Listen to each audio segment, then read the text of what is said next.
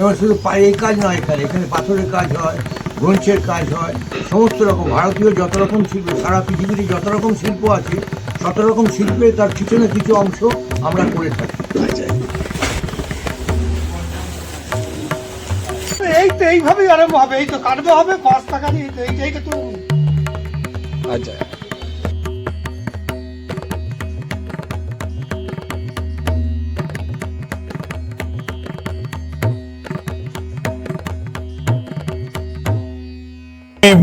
বাবার সঙ্গে দোকানে আসতাম আর কি। বাবা তখন কাজকর্ম করতেন, বা করতেন, দেখতাম। দেখতে দেখতে আস্তে আস্তেই কাজের প্রতি একটা ভালোবাসা জন্মে গেছে। তারপরে আস্তে আস্তে করতেও হচ্ছে আজকে। বাবা মহাদেবের মেয়ের সভাপতি, সেই হিসেবে বাবা মেয়ের পিছনে বাবা ছায়া দিয়ে আছে। অনেকটা কল্পনা করে করতে হয়, বার করতে হয় ডিজাইনগুলো।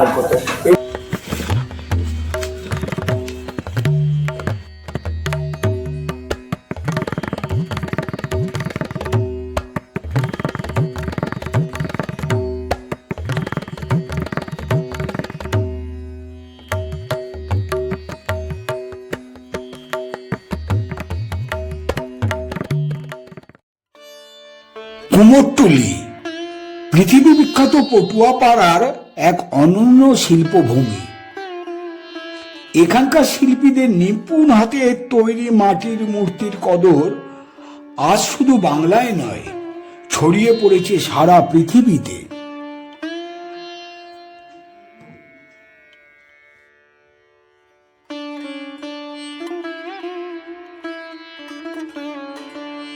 আধুনিক ও থিম ভিত্তিক প্রতিমায় যদিও প্লাস্টার অফ প্যারিস, ফাইবার ইত্যাদি আধুনিক উপকরণ ব্যবহার হচ্ছে, তথাপি কুমোরটুলির ঐতিহ্যবাহী শিল্পে আজও মাটি ও খড়ি প্রধান উপকরণ।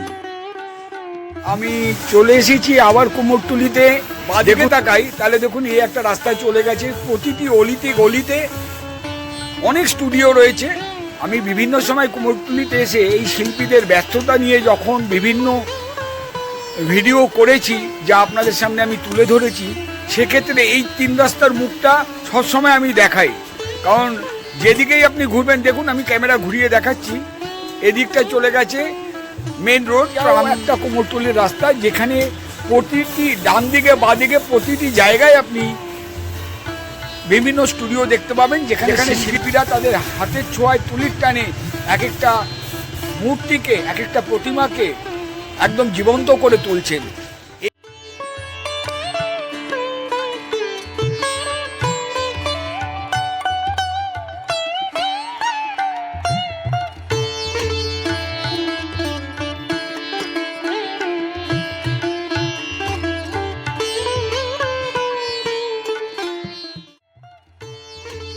কুমোরটুলির পটুয়াপাড়ার অধিকাংশ জায়গার প্রতিটি সংকীর্ণ গলির দুপাশে শিল্পীদের হাতে গড়ে উঠেছে নানা রকম ভাবনার প্রতিফলন, যা এক একটি মূর্তিকে করে তুলেছে স্বতন্ত্র, অনন্য ও অসাধারণ।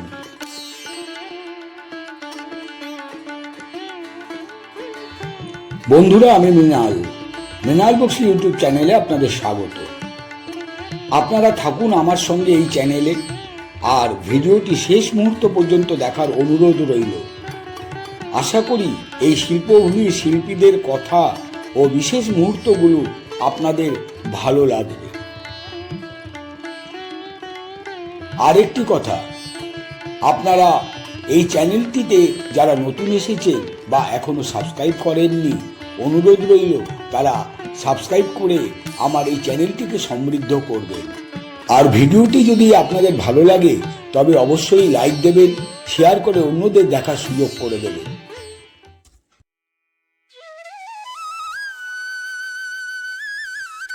আজকের এই ভিডিওতে আমি আপনাদের সামনে তুলে ধরব এই সকল শিল্পীরা কাঠামো তৈরির প্রথম ধাপ থেকে শুরু করে কিভাবে তাদের হাতের ছোঁয়া ও তুলির টানে ধীরে ধীরে একটি মূর্তি পূর্ণতা লাভ করে, সেই সকল শিল্পচর্চার কিছু মুহূর্ত ও কিছু কথা।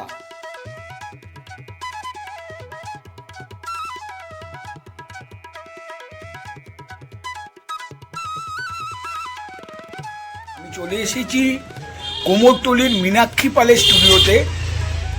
আসন্ন সরস্বতী পূজা উপলক্ষে এখানে এই প্রতিমা শিল্পীরা খড় বাঁধার কাজ করছেন এবং তাদের সঙ্গে বাক্যালাপে আমি জানতে পারলাম যে কিভাবে একটা মূর্তি তৈরি হয়, তার প্রথম ধাপ কাঠামো তৈরি করা থেকে শুরু করে খড় বাঁধা এবং 3টি প্রলেপ মানে মাটির 3টি প্রলেপের পর কিভাবে এই মূর্তি জীবন্ত হয়ে ওঠে এবং আমাদের সামনে সেই যে অপরূপ মূর্তিগুলো আমরা দেখতে পাই, এই শিল্পীদের হাতের ছোঁয়ায় এই মূর্তিগুলো জীবন্ত হয়ে ওঠে। তাই এরকমই এক প্রতিমা শিল্পীর সঙ্গে আমি বাক্যালাপে জানতে পারলাম এই প্রতিমা কিভাবে তৈরি হয়, এই মূর্তিগুলো কিভাবে তৈরি হয়। এখন আপনারা শুনুন তার মুখ থেকেই একান্ত আলাপচারিতায় তিনি কি বললেন।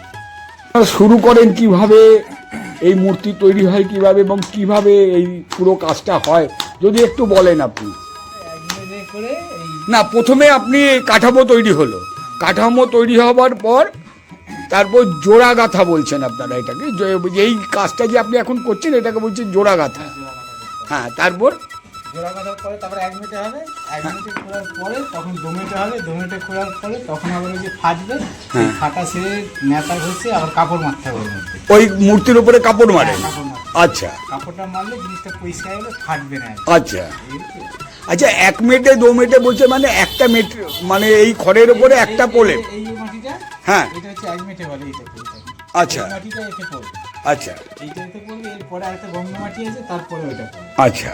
ওইটা পড়ে গেলে এই যে 1 মিনিটে 2 মিনিটে বলছেন মানে একটা প্রলেপ, দুটো প্রলেপ, এই এরকম মাটির প্রলেপ। মাটি দুই রকম, এটা 1 মিনিটের মাটিটা একরকম হবে, হুম, আর 2 মিনিটের মাটিটা একরকম হবে। 2 মিনিটে যেই মাটিটা হয় সেটা গঙ্গা মাটি, আচ্ছা, ওটা হচ্ছে পরিষ্কার। পরিষ্কার। আর এটা হচ্ছে তুষ মিশানো আছে। এর সঙ্গে এই মাটির সঙ্গে তুষ মেশানো থাকে, মানে এই খড়ের সঙ্গে ধরার জন্য বোধহয়, খড়ের সঙ্গে মাটিটা যাতে ধরে যায়। জোর হয়, জোর, আচ্ছা। এটা দিয়ে জোরটা কম হয়, কমে যায়, তাতে কাজ করতে সুবিধা হয়। তারপর আবার যখন 1 মিনিটে করি খড়ও মিশাতে হয় ওই মাটির সময়। আচ্ছা, এর সঙ্গে খড় মেশাতে হয় কোন সময়? সেটা দোমাটির সময়? না না, 1 মিনিটে 1 মিনিটেই খড় মেশাতে হয়, তুষ মেশাতে হয়।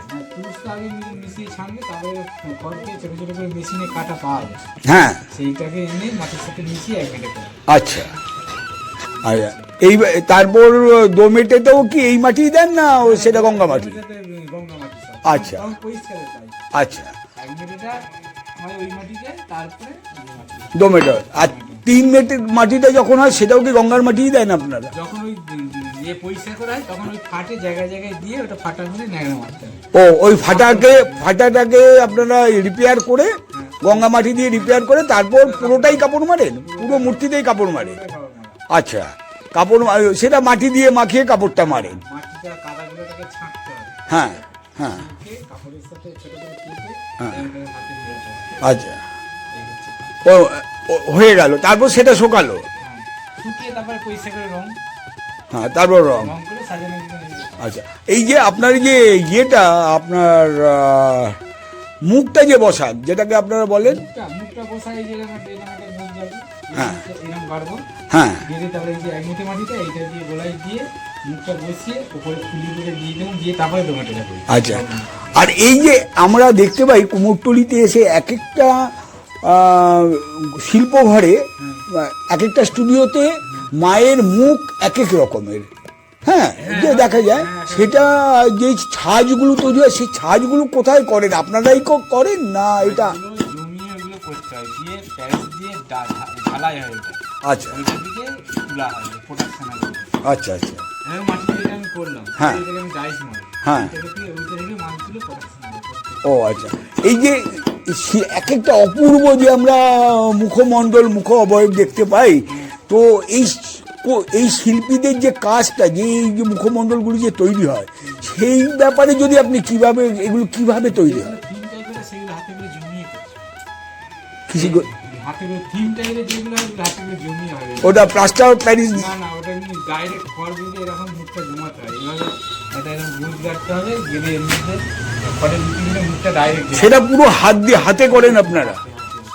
সেটা থিমের যে কি বলে, যে থিমের মূর্তিগুলো হয়।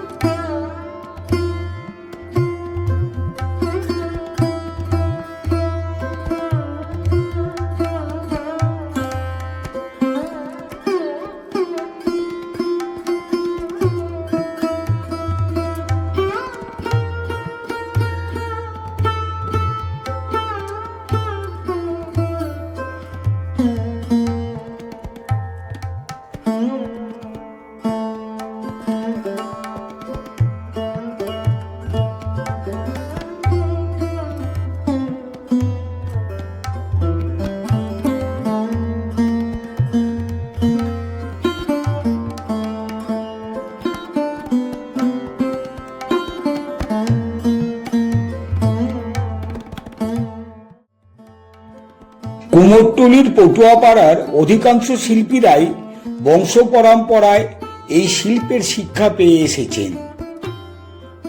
তাদের হাতের ছোঁয়া আর তুলির টানে সাধারণ মাটি ধীরে ধীরে রূপ নেয় অসাধারণ এক একটি মূর্তিতে। এই শিল্পীদের কাছে মূর্তি তৈরি শুধু শিল্পচর্চা নয়, বরং বলা যায় দীর্ঘ অভিজ্ঞতা, শিল্প, ভাবনা ও সাধনার প্রকাশ। আর সেই সাধনার ফলেই তাদের সৃষ্টি খ্যাতি অর্জন করেছে সারা বিশ্ব জুড়ে।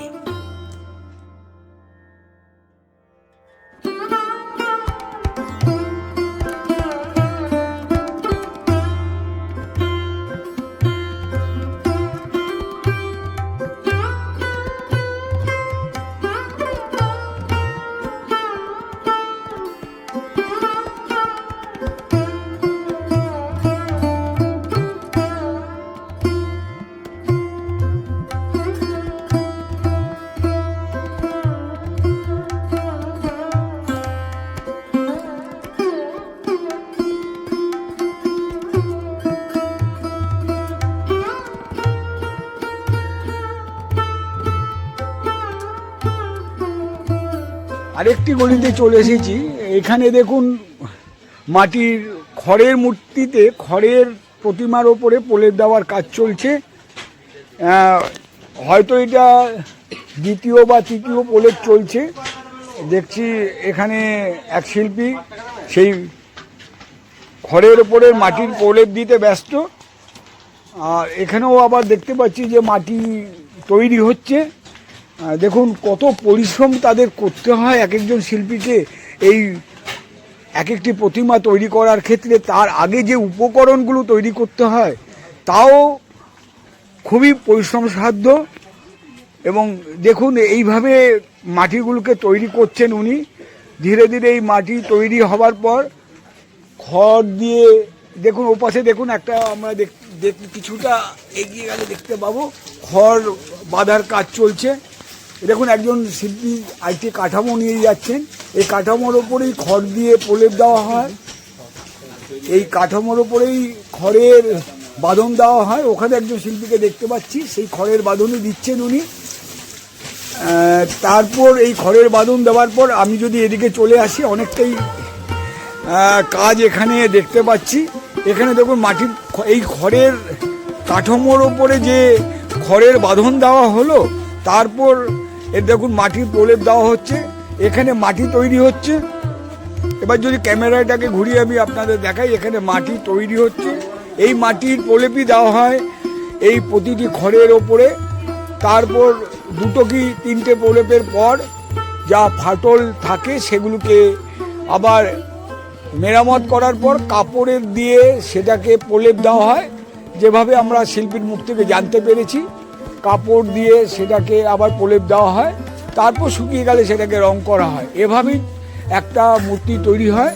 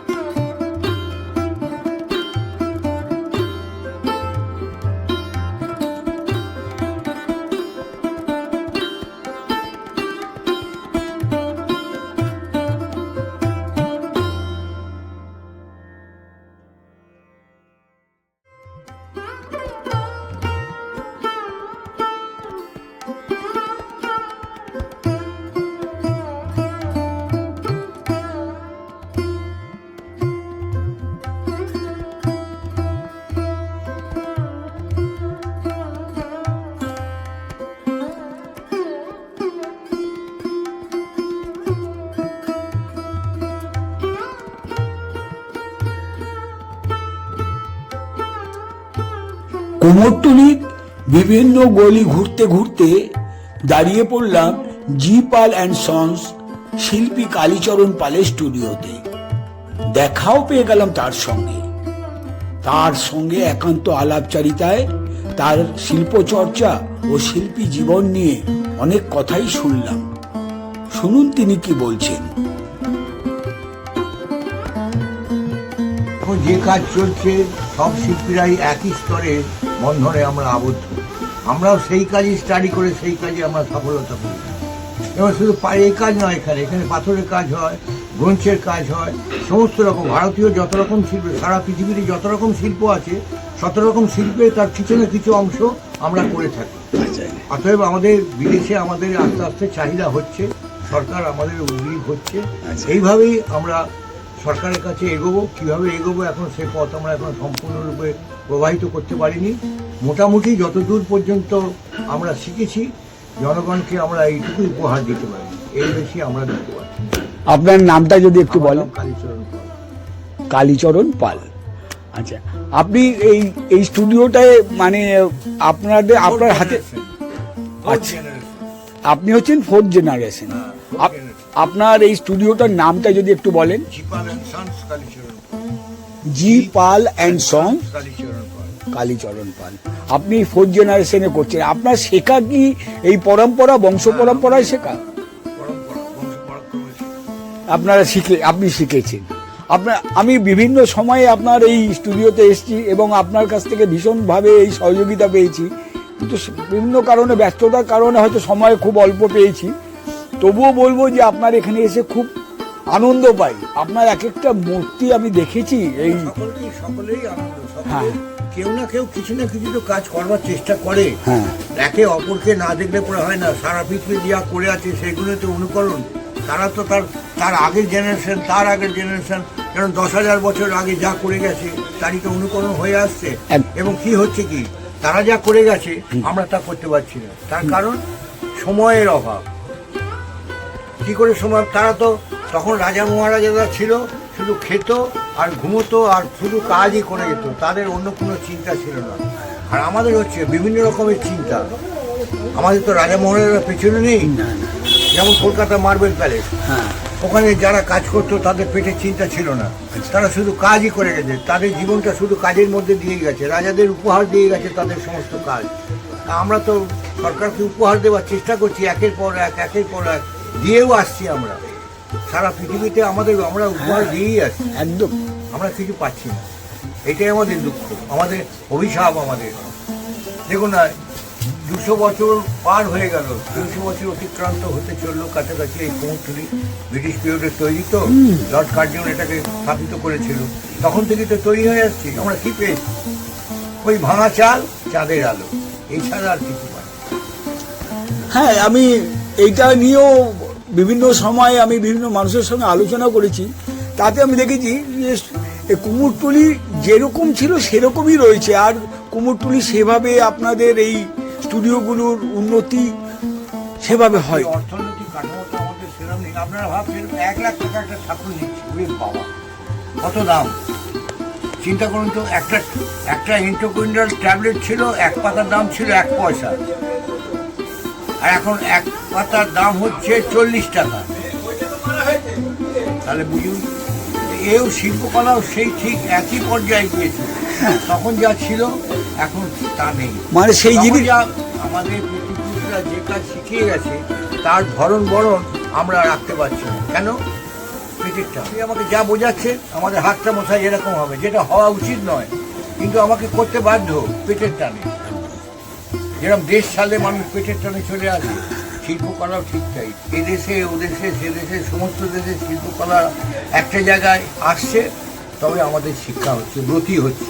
এই ব্রতির প্রতীকই হচ্ছে শিল্প। সকলে জনগণ আমাদের চাইছে, আমরা করছি। এবার কি হতো, ওই যে হাতটা যে এরম করে যে শিল্পী বলেছে তৈরি করতে, হাতটা এমনি করে দেন, সে কিন্তু কিছুই জানে না। কাজে কেউ না কেউ তাকে বলেছে হাতটাকে এবার আমাদের এরকম করে দিই। এবার হাতটাকে এরম করে দিতে হলো। এবার 10টা হাতে যদি 2টো হাত আমি এরম করে দিই, 2টো হাতে ব্যাখ্যা করতে পারবে সে? কিন্তু ব্যাখ্যা করতে পারবে না। তার 2টো হাতের ব্যাখ্যা শিল্পী করবে। তার মর্যাদা কোথায় রইল?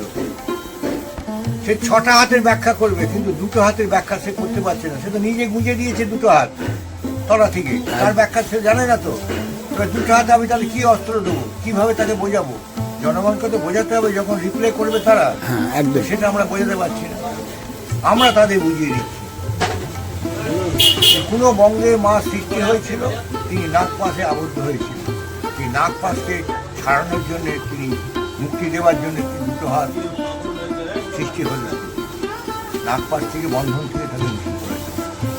এমন অনেক কিছু আছে যার মধ্যে অনেক কিছু দিলে পরে সৌন্দর্যটাকে বাড়ানো।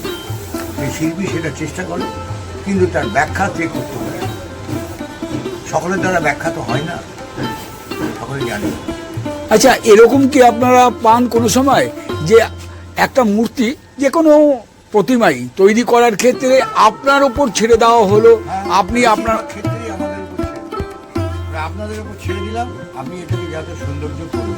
মানে বলা হয় যে আমি এই জিনিসটা করতে চাই, এবার মূর্তিটা কেমন? ড্রয়িং দিয়ে গেল, এই যে ড্রয়িংটা দিয়ে গেলাম, এই ড্রয়িংটার মতন আপনি যতটা পারবেন সম্ভব করবেন। যদি এর থেকেও সুন্দর কিছু হয়, করতে পারেন, তাই করবেন।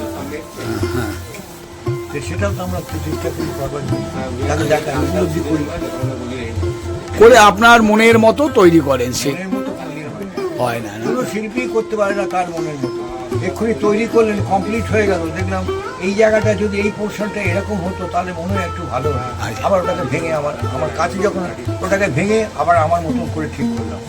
যারা এলো তারা বললো, দাদা আগে দেখে গেলাম এরকম, এখন এরকম হলো কেন? এখন দেখুন পশ্চাৎ ছবিটা দেখালো, আগে থেকে এটা ভালো লাগছে না খারাপ লাগছে? বললেন না, আগে থেকে ভালো লাগছে। যদি ওই যে বললো ভালো লাগে, ওইখানে আমার ইমপ্রেশনটাই একদম স্যাটিসফ্যাকশন। পরবর্তীকালে হ্যাঁ, এইটা হলে ভালো হয়, আচ্ছা। কিন্তু আমরা করতে পারি। ওই যে মজুরিটা দেবো, আমি নিজে করছি বলে আমার মজুরি লাগছে না। আমি লোকে দিয়ে ওই মজুরিটা দিই, তাহলে এখন 500 টাকা বেশি দিতে হবে। আচ্ছা, তা বলে কি ওটা অকর্মণ্য হয়ে যাবে? তা করতে দেবো না। কারণ আমি আমার শিল্পকলা নষ্ট করতে চাই না। পারবো না বলবো, দাদা হবে না আমার সময়। একদম। এটা খুব একটা শিল্পীর ক্ষেত্রে তার শিল্পী সত্তাটাই অনেক বড়ভাবে কাজ করে এই ক্ষেত্রে। আপনিও যে কথাটা বললেন খুব দামি কথা, আমি আমার শিল্প সত্তাটাকে নষ্ট করব না, তাতে যদি কাজ করতে হয় করব, না হয় করব।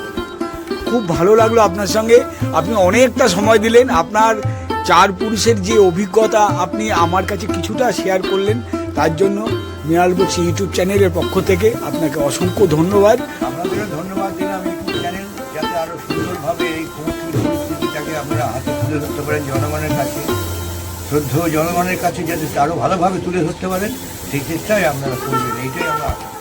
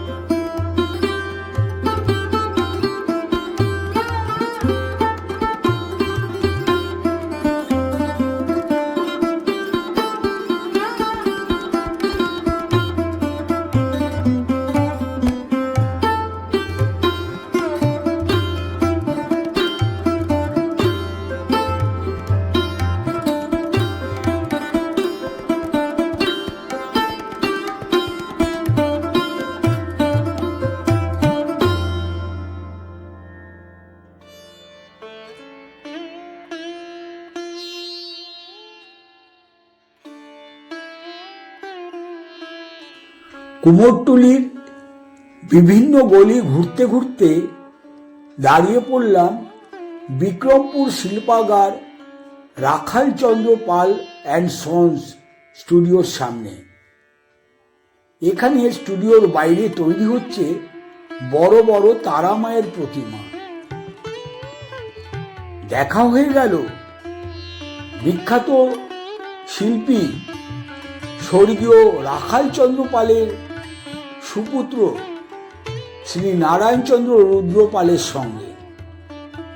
তার কাছ থেকেও জানতে পারলাম তার শিল্পী জীবন এবং শিল্প চর্চার কিছু কথা, যা এখন আমি আপনাদের সামনে তুলে ধরলাম।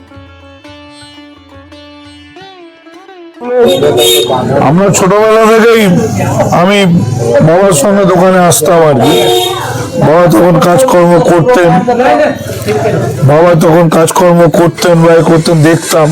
দেখতে দেখতে আস্তে আস্তেই কাজের প্রতি একটা ভালোবাসা জন্মে গেছে।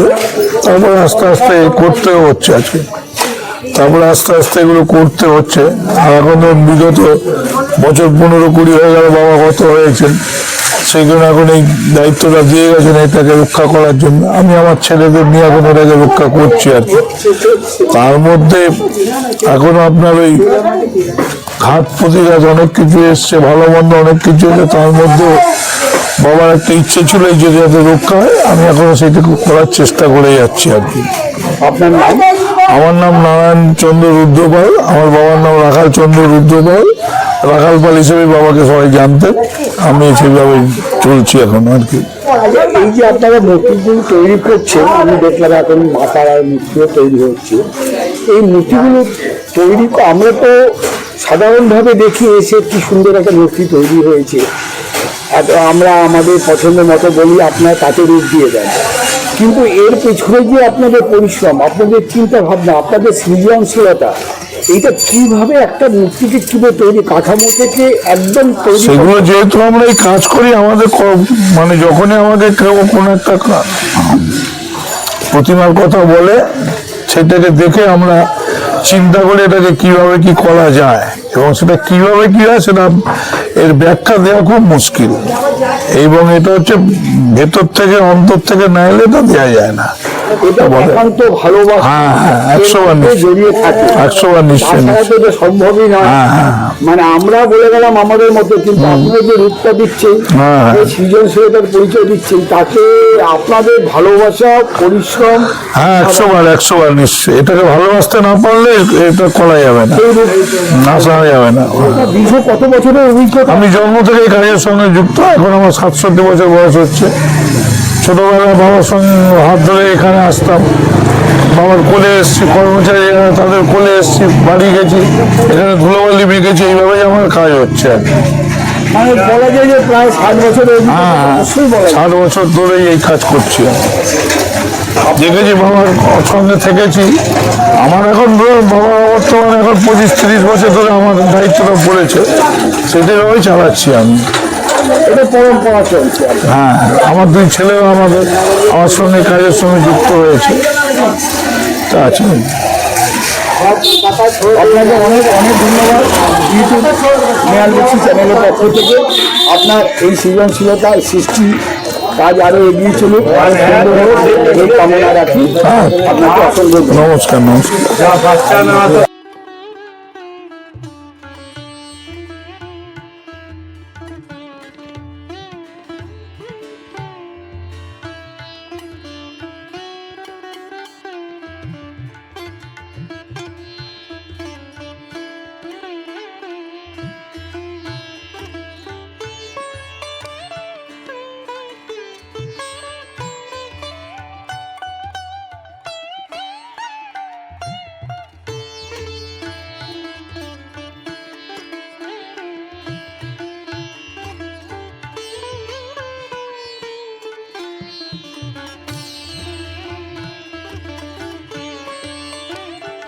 কুমোরটুলির পটুয়া পাড়ার যে কোনো গলিতেই ঢুকলে দেখতে পাওয়া যায় শিল্পীরা আপন মনে কোনো না কোনো মূর্তির কাজ করে চলেছেন। এভাবেই আমি ধীরে ধীরে এগিয়ে চললাম আরও একটি গলির দিকে। চোখে পড়ল শিল্পী কাপড় দিয়ে মূর্তির গায়ে প্রলেপ দিচ্ছেন।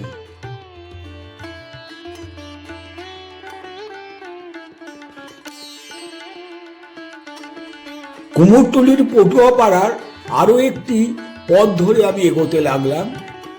এখানে দেখুন শিল্পী তুলি দিয়ে তার নিজের কাজ করে চলেছে আপন মনে।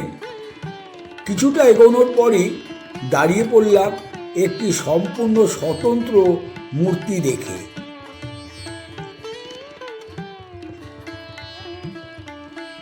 মূর্তিটি তৈরি করছেন প্রতিমা শিল্পী সঞ্জয় ঘোষ। একান্ত আলাপচারিতায় তিনি এই প্রতিমা সম্পর্কে তার ভাবনা ও তার শিল্পজীবনের কিছু কথা শোনালেন।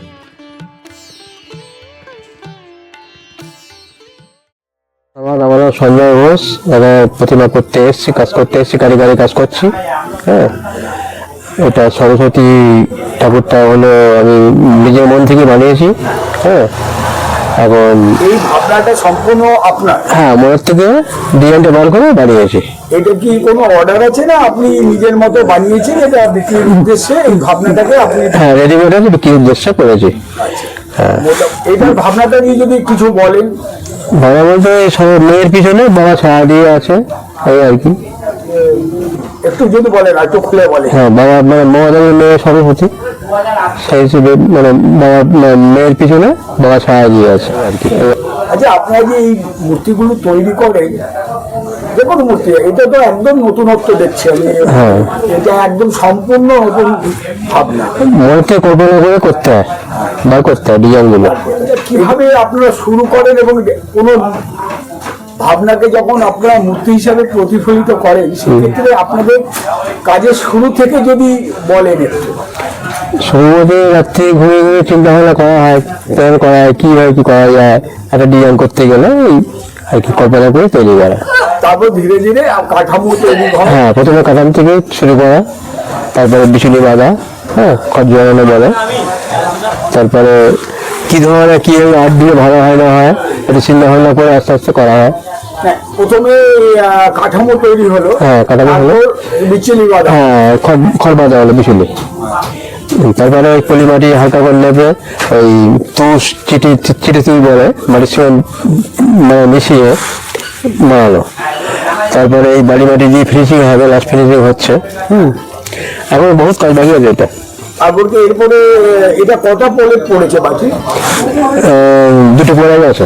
দুটো পড়ে? হ্যাঁ, এখনো দুটো পড়বে, আরো দুটো পড়বে। হ্যাঁ। আচ্ছা, শেষে কি আপনারা কাপড় দিয়ে? হ্যাঁ হ্যাঁ, ওই পুরোনো সুতির কাপড় দিয়ে ফাটায় ফাটায় জ্যাম চ্যাম দেওয়া হয়, দিয়ে পালিশ করা হয়। তাও পালিশ করা? হ্যাঁ।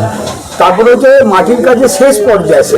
হ্যাঁ, শেষ পর্যায়ে ওই মইটা করার পরে লাস্ট ফেসিং ওই এঁটেল মাটি চটকিয়ে নাকা দিয়ে ছেঁকতে হয়, ছেঁকে ওইটাকে গোড়া বলে, ওইটা দিয়ে তুলি দিয়ে বাঁধতে হয়, মারার পরে লাস্ট আবার রঙালে কালার হয়। তারপর সেটা শুকিয়ে যাওয়ার পর রং হয়। হ্যাঁ, আর এইটাই আপনার পুরো মাটির কাপড়েরই আপনার পুরো দেখতে পাচ্ছি যে এই মূর্তিটা যে পুরোটাই মাটির হ্যাঁ, কাপড়। পুরো মাটি কাপড়, পুরো কালার দিয়ে পিন্না করা হবে। আচ্ছা, কোনো শাড়ি লাগানো হবে না, কোনো চুল লাগানো হবে না, সবই আর কি মাটি, পুরোটাই মাটি। পুরো মাটি কালার দিয়ে হবে, শুধু রং। হ্যাঁ, কালারের কাজ হবে। মোটামুটি এই মূর্তিটার দাম কিরকম রেখেছেন? ওই মূর্তিটা 6,000 বেশি দেওয়া যাবে না। আপনার পরিশ্রম সব? হ্যাঁ হ্যাঁ, এরকম মূর্তি কি আপনি একটাই করছেন না আরো? না, আর দু একটা করবো, এখনো ওই সব একটা করলাম। আরো দু একটা? হ্যাঁ, মানে একই ভাবনা না ভিন্ন ভাবনা দেবে? ভিন্ন ভাবনা হবে। হ্যাঁ, নারায়ণচন্দ্র পাল। এই স্টুডিওটা হচ্ছে নারায়ণচন্দ্র। হ্যাঁ আপনি এখানে কারিগর হিসাবে আপনি হ্যাঁ হ্যাঁ হ্যাঁ। আপনি আপনার কাজ শেখা কিভাবে যদি একটু সে নিয়ে যদি বলেন? আমার কাছ থেকে আমার বাবার কাছে। হ্যাঁ, বাবা ছিলেন ঈশ্বর কালীপদ ঘোষ। বাবা মানে ছোটবেলা থেকে এই কাজ শিখে মানে 5খানা সোনার মেডেল পুরস্কার পেয়েছিল। কাজ শেখার আগ্রহ আপনার বাবার কাছে? বাবার কাছ থেকে। আপনার বাবা আপনাকে ধীরে ধীরে এই কাজ শিখিয়ে। আপনি কত বছর ধরে কাজ করছেন এই শিল্পে? আমি কাজ করছি কত বয়স থেকে কাজ করছেন? কত বয়স থেকে? আমার তখন 13 বছর বয়স। আর এখন আপনার কত বয়স? তখন মানে পড়াশোনা একটু করতাম আর কাজ করতাম। হ্যাঁ, এখন বয়স, বাবার কাছে আগ্রহ। হ্যাঁ এখন বয়স 59। বহু বছর ধরে কাজ। হ্যাঁ, ঠিক আছে, আপনাকে অনেক অনেক ধন্যবাদ। আপনার আরো শিল্পী জীবনে আরো উন্নতি হোক, আপনি আরো নিজেকে আরো উৎকর্ষতায় মেলে ধরুন। হ্যাঁ, এটাই আশীর্বাদ করলেন। কুমোরটুলির পটুয়াপাড়া শুধু একটি স্থান নয়, এটি প্রজন্মের পর প্রজন্ম ধরে বয়ে চলা শিল্প সাধনার এক জীবন্ত পরম্পরা। সংকীর্ণ গলির ভেতরেই জন্ম নেয় ভাবনা, শ্রম আর নিষ্ঠার এমন সব সৃষ্টি, যেখানে সাধারণ মাটিতে সঞ্চারিত হয় শিল্পীর প্রাণ। কাঠামোর প্রথম ধাপ থেকে শেষ তুলির টান পর্যন্ত এই দীর্ঘ যাত্রা আসলে শিল্পীর আত্মপ্রকাশের পথ। সেই পথেরই কিছু মুহূর্ত আপনাদের সঙ্গে ভাগ করে নিতে পেরে আমি গর্বিত ও তৃপ্ত।